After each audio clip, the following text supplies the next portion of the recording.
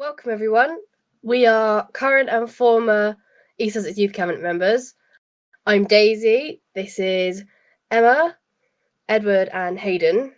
The Youth Cabinet are elected to represent young people across the county and work with the council on its priorities and ensure young people's voices are heard by decision makers. This series of questions is hosted by Make Good Trouble, a social enterprise which aims to enhance communication between young people, service leaders and parents and carers through social media posts and online recorded sessions. There have been huge changes to the lives of young people globally, and all of us have experienced these changes in different ways.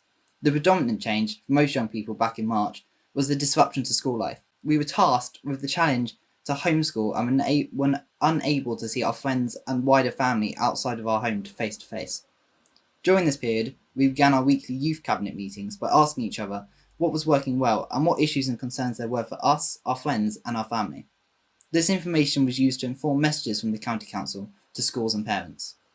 From the answers to these questions, we noticed there was quite a lot of reoccurring themes, and we felt these would be best answered by leaders in our community that should be shared directly with young people across the county. We would like to welcome, introduce and thank the leaders in the community for joining this discussion and committing their time to answer the questions about the return to school. We're delighted to have with us 3 school leaders who also represent the other schools in the area. We've got Anne Robinson, who's the head teacher at Beacon Academy, Peter Marchant, who's the head teacher at Cavendish School, and Doreen Cronin, who's the principal at St Richard's Catholic College. We're also delighted to have East Sussex County Council staff with us today. So we have Councillor Bob Standley, our lead member for Education and Inclusion and SEND, so Special Educational Needs and Disabilities.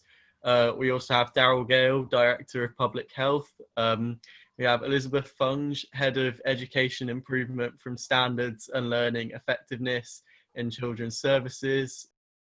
And we also have Jessica Stubbings, Senior Manager for Partnerships and Governments, also with Standards and Learning Effectiveness and also in Children's Services.